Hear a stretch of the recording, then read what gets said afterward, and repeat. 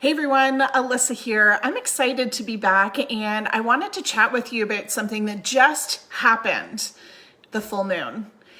In fact, you may have noticed since the full moon was just here yesterday that your guts may be flaring up a little bit on you. More than just day-to-day activity that you normally experience, you might find that you're feeling even worse. You might find that you've got an itchy bum. You might find that you're struggling to sleep and you're waking up in the middle of the night and you have like a bit of insomnia going on. You might feel extra anxious or depressed. You might even find that gas and bloating or those unpredictable poops, again, are flaring up more than normal. And a lot of people start to notice that there can be these patterns going on, but they can't quite pinpoint what's causing it. And so I wanted to share with you one big underlying root causative factor behind your gut issues that you may want to start tracking month to month. And that is the connection between the full moon and your gut issues. Now, there's a very specific reason why you might be experiencing flare-ups around the full moon. And it's not some woo-woo, moon concept, although I'm all about the woo-woo. There's something very legitimate and scientific behind what happens around full moon, and that's exactly what we're going to talk about today. But before we dive in, yesterday I was polling the group and I was asking all of our community inside our free Facebook group, the Love Your Guts IBS support group, what specific pathogen. So here's a little hint. There's a pathogen behind this. What specific pathogen do you think may be behind the full moon gut flares? And so I want to share some of that information with you. So we did a poll and your options were, is it H. pylori? Is it parasites? Is it candida? Is it E. coli? Or is it Lyme? And I wanted to share with you, 53% of you guys got it right. It is, in fact, parasites.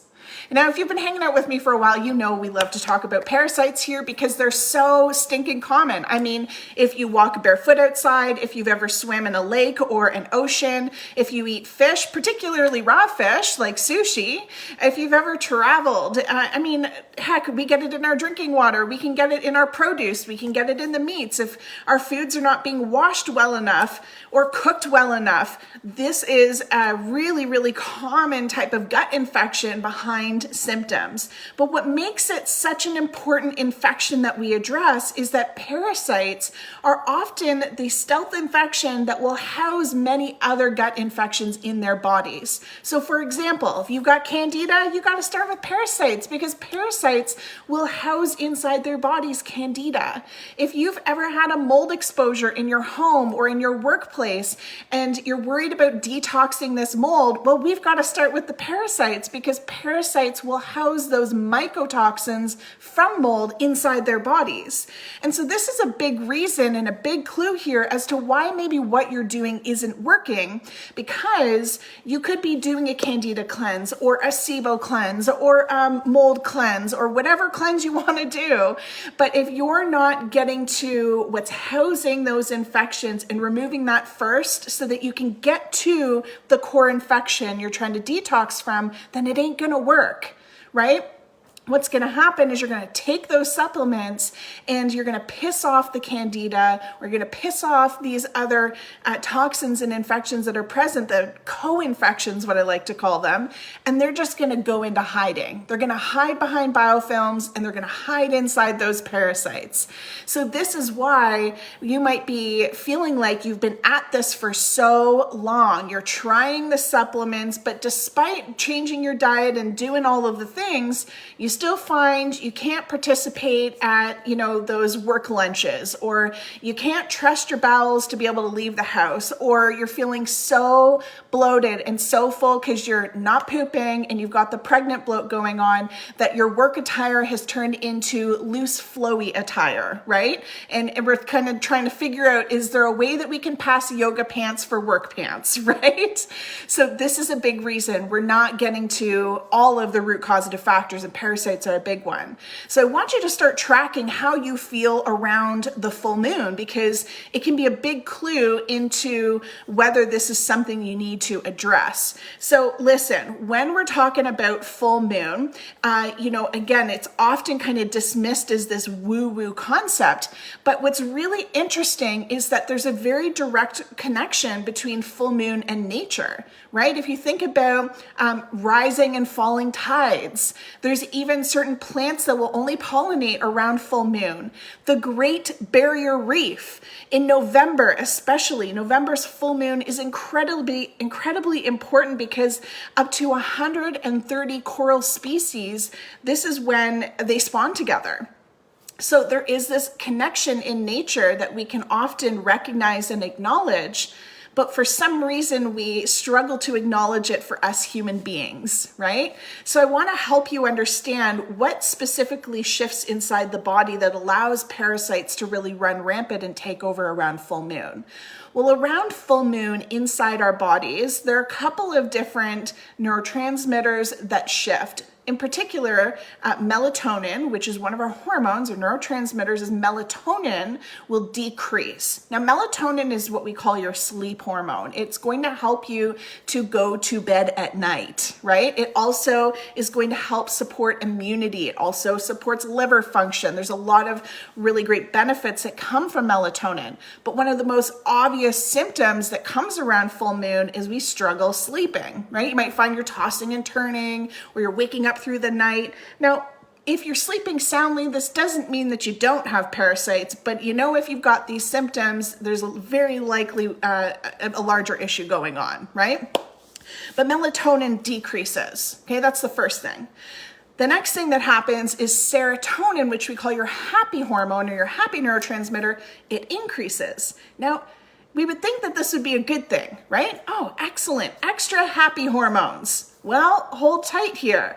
What happens is when we have a sudden spike in serotonin, this can often still result in similar symptoms to having not enough serotonin. So we can actually still see an increase in anxiety, depression, and feeling really moody and irritable and off. So if you're feeling extra snappy with your kids, or you want to bite off your spouse's head, just hold your horses, take a couple breaths, and get through the full moon, and you'll feel fine in about a week, okay? But this increase there we go, I got interrupted, really can make things go wonky on us. So let's backtrack.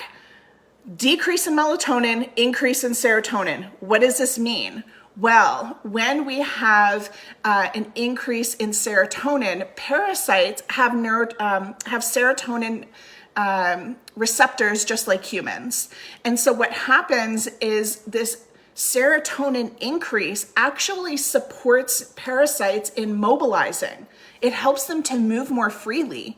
But what's also really interesting is they will use serotonin to communicate with each other, right?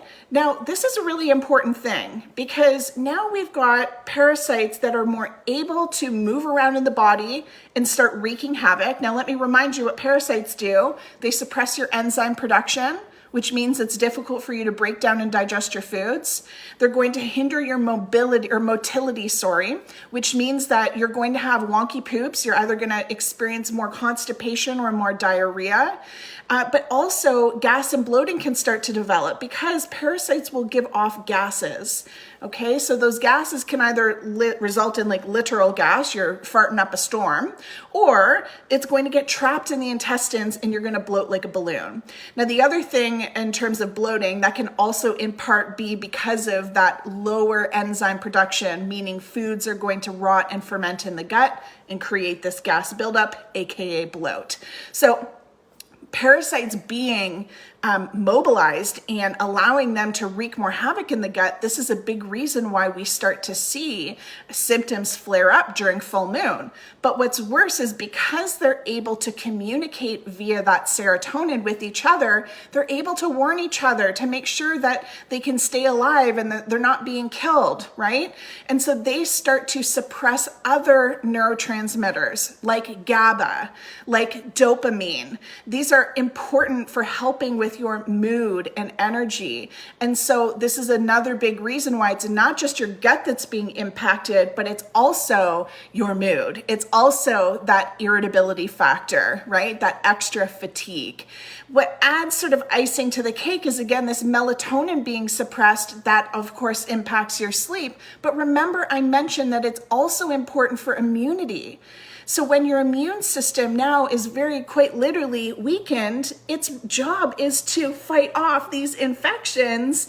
Well, now, again, the body is having a really hard time during full moon trying to combat these parasites. So this is a big reason why you can really see these buggers wreak havoc and make you feel worse during full moon. And so this is a big reason why I want you to start tracking. That's the first step, is we've just had our full moon yesterday. So jump on Google and figure out when the next full moon is for April. First of all, can you believe it? We're almost in April of 2023. But Google and find out when the next full moons are coming.